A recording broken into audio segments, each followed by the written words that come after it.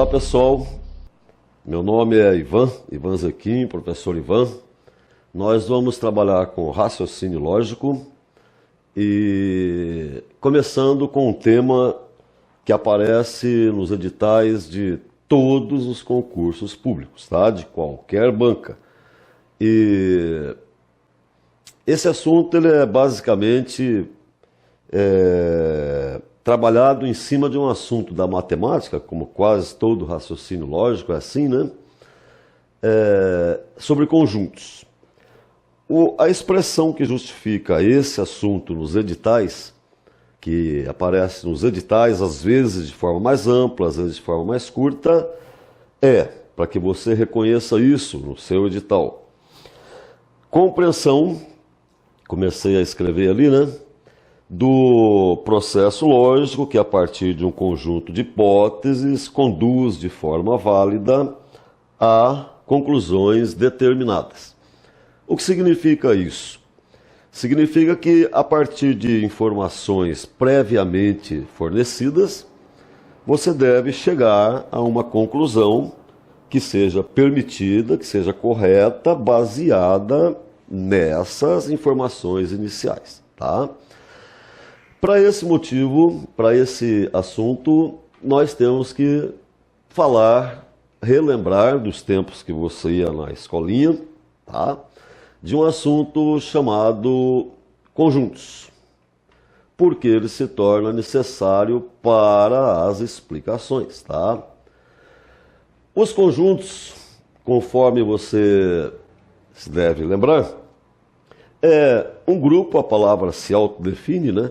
É um grupo de elementos que podem ser números, que podem ser letras, objetos, certo? Normalmente se representando os conjuntos por uma letra maiúscula do alfabeto. Conjunto A, conjunto B, por exemplo, e os elementos do conjunto vêm colocados dentro de chaves, né? Das chaves, e separados por vírgula ou ponto e vírgula. Esses detalhes nós chamamos isso de rigor matemático, né? Quer dizer, não se separa com tracinho, por exemplo, vírgula ou ponto e vírgula.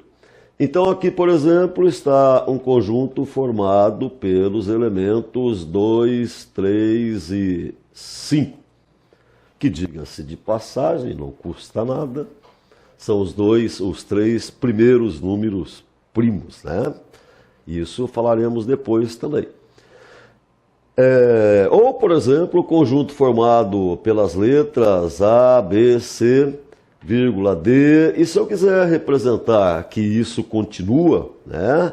Costuma-se, claro, colocar ali os três pontinhos, as reticências, né? Mostrando que ele continua, certo? Pois bem,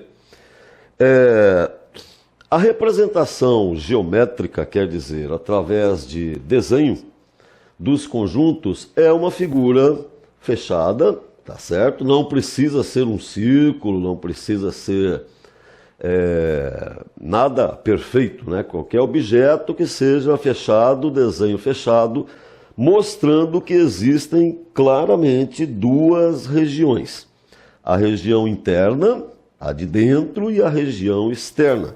Eu sei que parece extremamente simples, mas é extremamente importante também que você perceba que existe claramente duas regiões. E o conjunto A, por exemplo, eu colocaria aqui o número 2, mostrando que é um dos elementos, o número 3, mostrando que é outro elemento, o número 5, mostrando que é outro elemento, certo?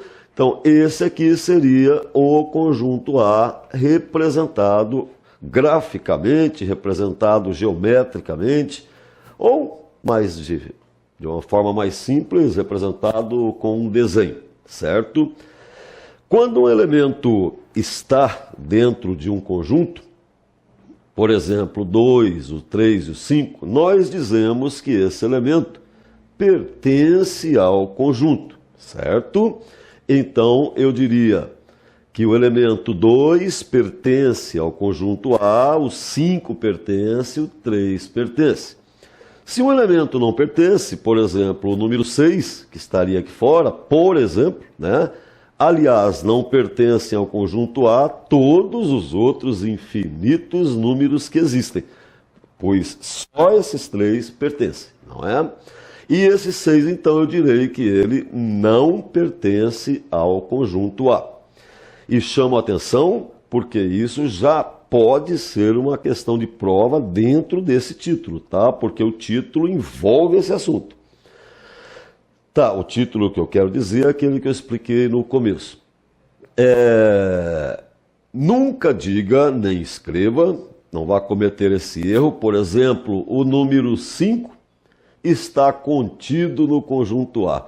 Veja que a ideia procede, né? Porque ele está dentro do conjunto A. Mas o termo está contido, é um termo técnico, é a linguagem matemática, o rigor matemático, né? Não permite que se use essa palavra de elemento para conjunto. Nunca, tá? E usa-se pertence ou não pertence. Esse pertence ou não pertence é conhecido na matemática como relação de pertinência. Relação de pertinência. A relação de pertinência, apenas repetindo, tá? Apenas é utilizada de conjunto para, de elemento para conjunto. Elemento para conjunto, certo?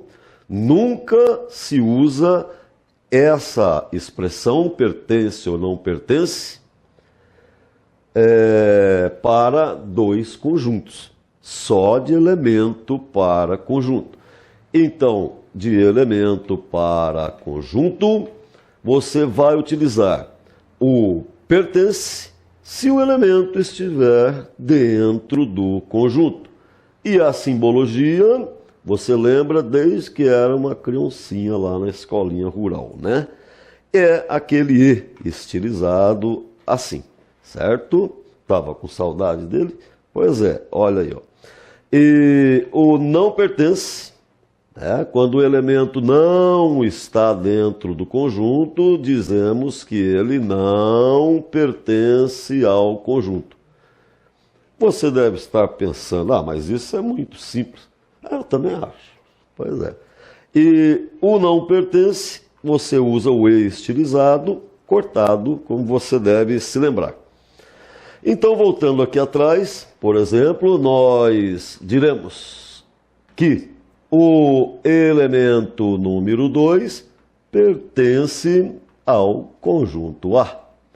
O elemento número 6, por exemplo, não pertence ao conjunto A. Não pertence ao conjunto A. Certo? Muito bem.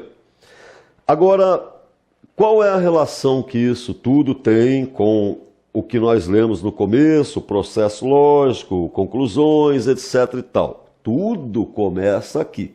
Se você entender o significado disso e a conexão que isso tem com a linguagem natural, a linguagem do dia a dia e a matemática em si, né? Aí você vai compreender essa parte toda tranquilamente.